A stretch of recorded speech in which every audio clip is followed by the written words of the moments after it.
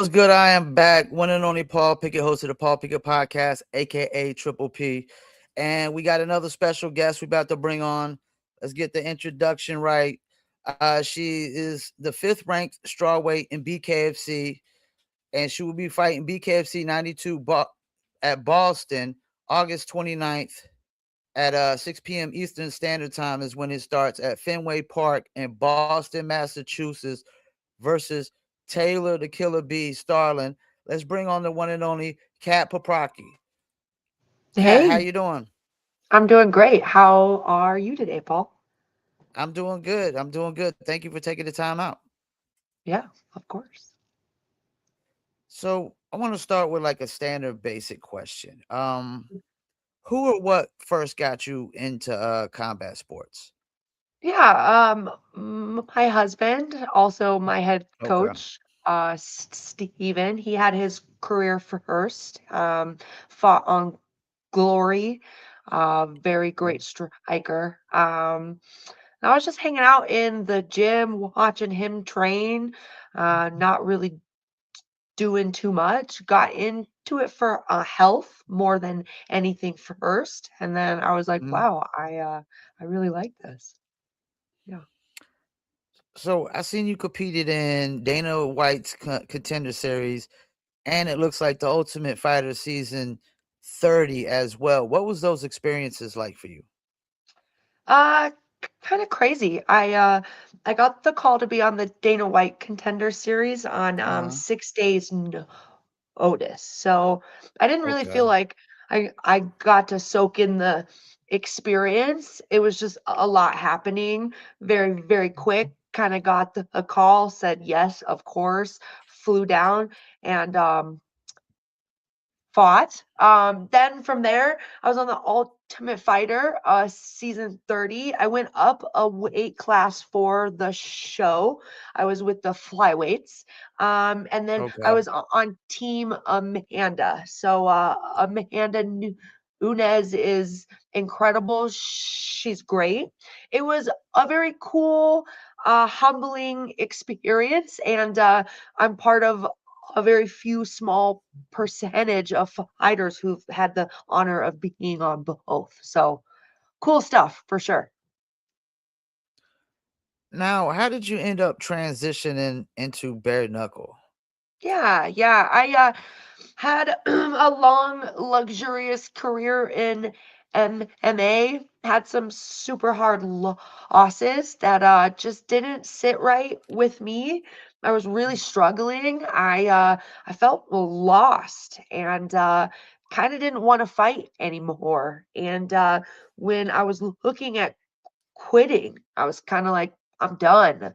I don't know if I can do this. My husband slash coach and I had always Mhm, talked about like I have such a pedigree in fighting. I've done mhm. so many different things. So I always pictured doing bare knuckle at the very end.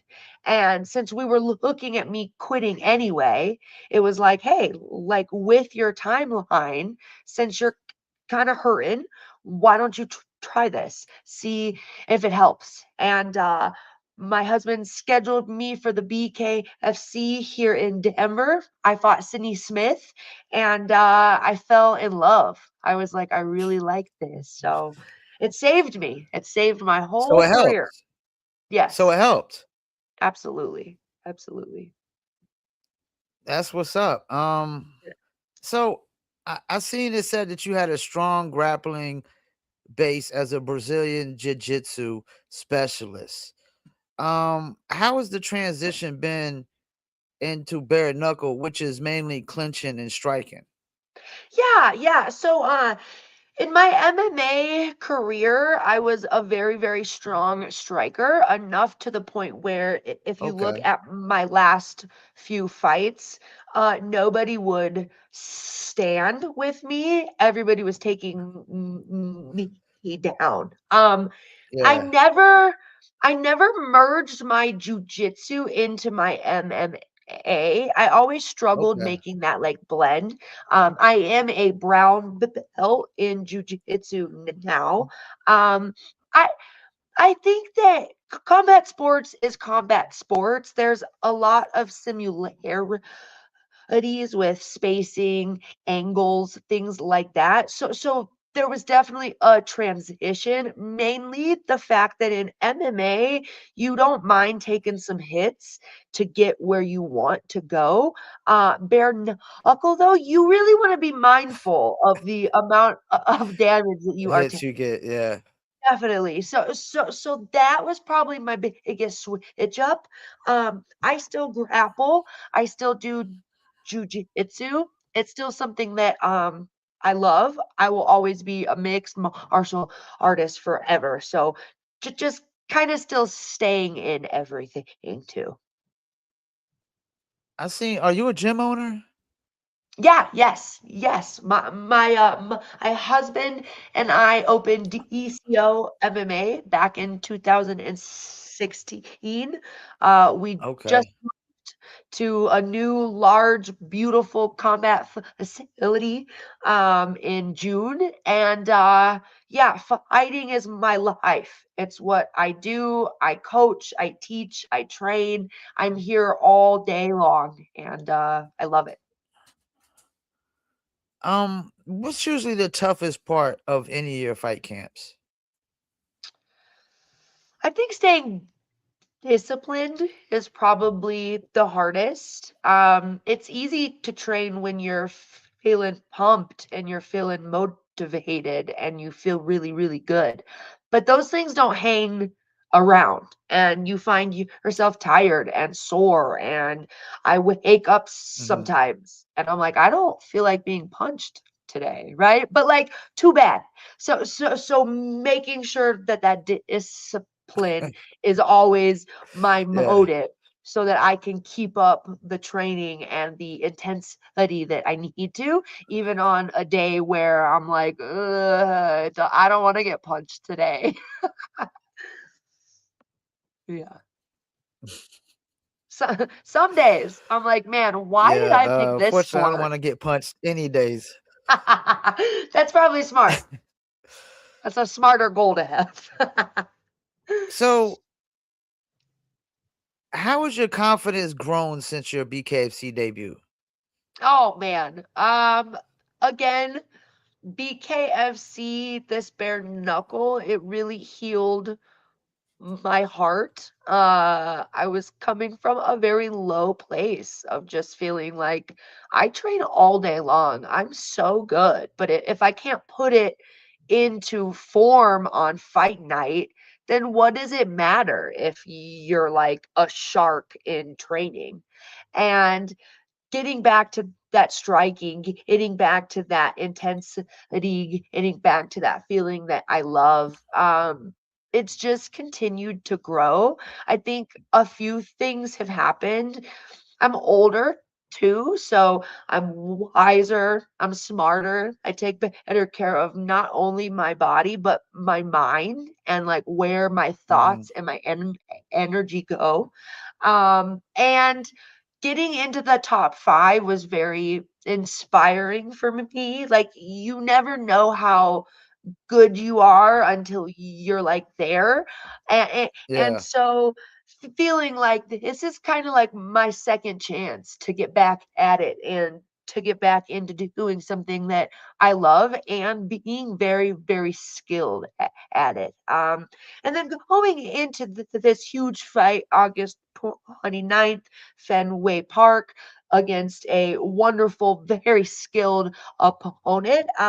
My confidence just continues to grow. I put training first. I put each and every day into putting 100% in, and those things start to accumulate over time. So, yeah, man, I feel great. Well, let's get into your opponent because I was about to ask your honest opinion of her, and you gave me an Sure. honest opinion of Yeah. her. What advantages do you believe you might have heading into this matchup without giving up any too much game plan? Absolutely. Yeah, man, I'm super quick. I move probably more than anybody in the strawweight division. Okay. I- If you watch my fights, I stick and I move. I rarely stay for any brawling. I'm not much of a, a brawler. I will Okay. if I have to, but my range, my distance, my picking my shots, and my accuracy is probably second to none. So Okay. I'm very excited to bring that into this fight. Taylor is, of course, very skilled. She's been doing bare knuckle a very long time. However, Yep. man, this is my 17th pro fight. I'm not a Okay. newbie either. So I'm very excited to bring my again, I have a fighting pedigree. I've been fighting for a long time. Yeah. Well, what does it mean that you're gonna be fighting in Fenway Park? I mean, that's got a lot of baseball history, but that's also like a really big uh arena. It's incredible. I have to think about it in two separate ways. Number one, Okay. I let myself get very excited. I'm very honored. This is a very cool venue. I can't wait to like feel the energy. There is nothing like a bare knuckle crowd either. Like bare knuckle fans, they are so appreciative of every punch. Um, the second part, I have to stay grounded and I have to remember that that squared circle can be put anywhere and Yep. it doesn't change, right? I know Yeah. what to do within the confines of that square circle. So you can put me anywhere and I'm gonna feel comfortable, calm, and know how to get to work. Yeah. It's exciting though, man, like Boston, Fenway, it's cool. I'm interested to see how many people come to this because I mean it can hold up to 37,000, I think, but I don't think they're gonna use the whole park. But I'm still want to see how much they're gonna use and how many people gonna show up because it's definitely a lot of opportunity for a lot of people to show up. Totally. And it's in a great area that like loves fighting, loves competition too. So it's perfect. Uh, Boston's the ultimate sports town. Absolutely. It Absolutely. really is. It really is. So you're a shorter opponent. Um, and bare knuckle, do you think that simplifies the game plan or makes it harder? You know, I think that's a hard question because I've always been the height that I am, right? So I always Yeah, spar at this height. I've noticed bare knuckle girls are taller. Most of them. The only like short bare knuckle person that I thought was Shelby Cannon. Shelby. Um, I don't know. I think your length, your arm size, your own style is based off of your own body type anyway. I've Hmm. never minded fighting taller girls. I like to follow those long arms in and stay in as long as I can.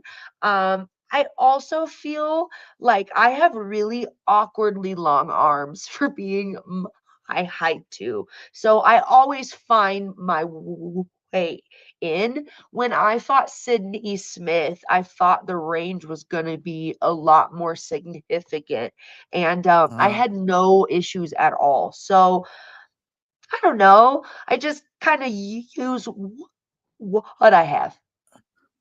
Yeah, it just feels like when I've been watching a lot of fights lately with, especially if it's an extremely taller opponent, it almost feels like the game plan has to be to go on the inside. absolutely. Absolutely. I mean, again, if we're going tit for tat and your arms are longer, that is a problem. So I have Yeah. to be hitting angles to negate that long reach. Absolutely. So if you get a statement win, where do you see yourself in the strawweight division after that? Because I mean, you're 5. I would think a win would move you up to at least 4. I mean, Shelby would have to move up too. I would think if you get this win, because Taylor is going to be getting a loss. Yeah, yeah. It's kind of an odd triangle. Like Shelby beat me, Taylor beat Shelby. I'm gonna beat Taylor. Um, I don't really care where they put me in the top 5 after. Yeah, I know that putting on the performance that I'm going to put on, putting on a show that I'm going to put on, it's just gonna keep solidifying that, like, I am here. I am going to continue to compete in this top 5. I'm gonna continue to be a problem, and they're gonna have to continue to give me higher and higher uh, uh, uh, opponents. When I fought Shelby Cannon, I had the worst weight cut of my life, and it affected my fighting so much. I would not mind getting that fight back. Um, I'm firing on all full cylinders finally. So I don't know, man. It's kind of one of those things. Like you yeah. train your hardest, you do the absolute most that you can, and you kind of go, all right, let's see what happens. Yeah, Well, it seems like, I mean, Britain just beat the Doc. yeah, So it absolutely. would seem like possibly Shelby next. And then if you get another fight win after that and Shelby doesn't win or she does, it would think like it would seem like you might be next up after that. I mean, I could see maybe this fight, another fight, and you could possibly be getting a title shot, especially the way BKFC works. Yeah, yeah. I'm in no hurry though either. I love experience. I think it's important. Although I have a lot of fight experience, the more bare knuckle fights I can get under my belt before taking on the title fight is fine. I'm in no hurry. And Taylor Starling deserves all of my attention right now. So Yeah. I'm really not looking that much forward. My eyes are all on Taylor. So yeah, I'm excited. It's gonna be fun. Yeah, and I mean, like you said, she's been around for a while. So when you beat a name like this, I think people got to take even more notice. You know, I Absolutely. just wish they would get more women's fights. Like sometimes they have a fight cards that don't have no women's fights. I I would agree. think they could at least find at least one, fight for every single fight card. I agree. If not more, I mean, I know that the BKFC has fantastic females on their roster. They want to fight. They're staying active. I say put us on more all the time, every card. Yeah. Yeah, agreed. I Completely. mean, they got two on this fight card because you got Christine Yes. Faria and that Sophia Landy, and then you got you and Taylor. Yes. But sometimes I go and see a fight card that, like, man, there's not even one woman's fight card here. Maybe I don't know. Maybe it's hard to find women that want to bare knuckle. There's a lot of dudes that don't want to bare knuckle. That is true. I do see though, like they keep announcing that there's more females being signed, which is great, Hmm. but like make sure you're having enough to keep the roster still active too. I know that Taylor and I kind of partnered up and made it very vocal to BKFC to get this fight. I'm super thankful to her and her management team. They definitely spoke up. They were like, "Cats, the right next the the right next move." So Mm. it is exciting to have two female fights on this huge card for sure. And fighters trying to get the fights they want don't always work. So that's good that that fight went through because, my guy Absolutely. Dan Pettit, he been trying to get a fight forever. And every time he try to get a fight with somebody, it don't go through. So Yeah, yeah. That sucks. It's a hard part of the whole game here, for sure. Staying active. Yeah. Um, what's your biggest goal before the end of 2026? My biggest goal, I think just keep sharpening my tools, keep adding to my experience, um, give a loss to Taylor Starling and start getting prepped and prepared for more. I have so much respect for Taylor. I've been training unbelievably hard, but I am coming for her and I'm throwing everything I have at her and I'm not going to be satisfied until I've won. So, yeah, that is the goal. Yeah, Taylor doesn't live too far from where I stay. I'm in Fayetteville, North Carolina, and she's out of Rock Hill, South Carolina. So Okay. Awesome. it's like it ain't too far. But the South Carolina ain't North Carolina. That's the thing, though. So, what message do you have for your supporters heading into your next fight? um oh man, I have the best supporters. I have the best fans. I think just the thank you for always supporting me, always believing in me. If you've been following me for a long time, I've had some really high highs and I've had some really low lows.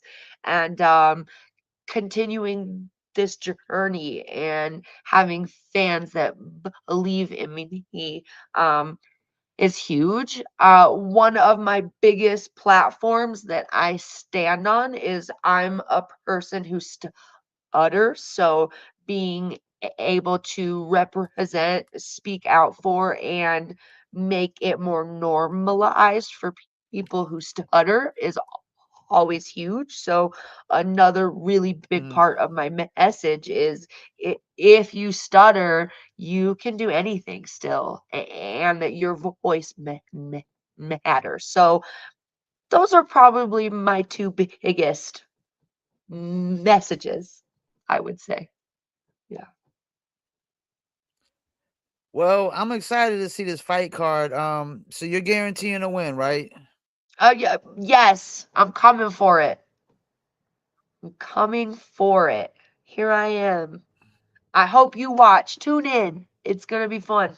It's gonna be great. Well, I watch all the fight cards. We do recaps of all the fight cards, so we'll be doing a recap after the Awesome. day after. Usually the recaps are on Sundays because the fights have been on Saturdays a lot lately. Yeah. Yeah. Absolutely. Yeah. Well, I can't wait. I'm glad you took the time out. You're now a friend of the show. You're more than welcome to come back on anytime you want. When I get off here, I'm gonna make sure I clip up some clips and tag you in the clips so we can help promote your brand and help promote Awesome. the fight. And definitely gonna make sure we tag in where you said you guaranteeing a win so Perfect. Taylor knows. Good.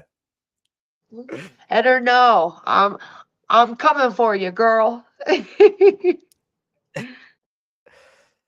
Before we let you go, is there any shout outs you might want to do? You got any sponsors you want to shout out, or your coaches or family, friends, Yeah. whoever?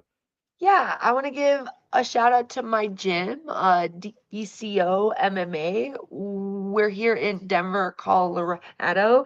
Okay. Um, Shout out to every teammate I have, whether you're in practice with me or you're just hanging out. It's nice to have a family.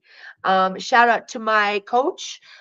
You can find him on Instagram at Daddy Coach. Man, he's been with me since my first fight. I can't imagine fighting without him. He's just poured so much in to me, and I'm so excited to put our product out on show.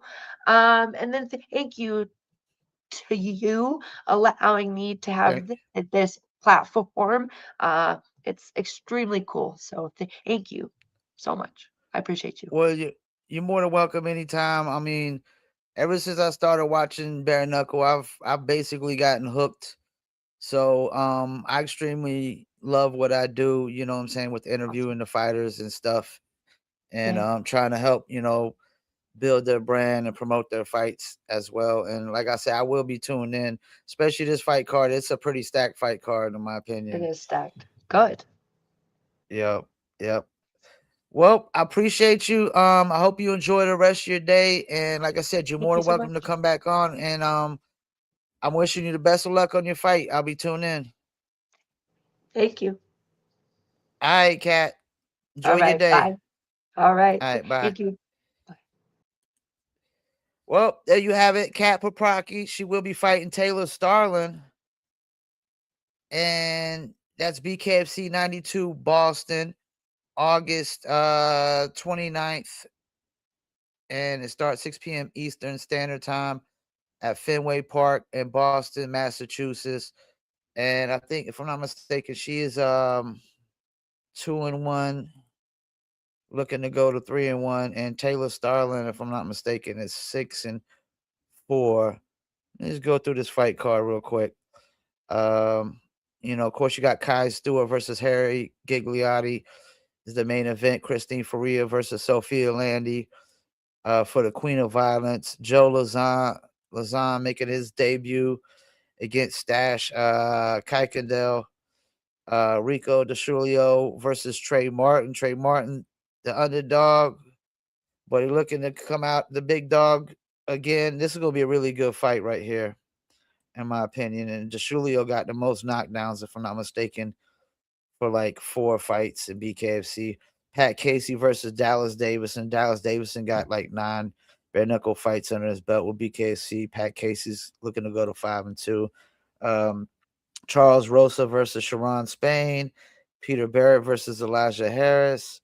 And here you go, the strawweight Taylor Starlin versus Kat Paprocki.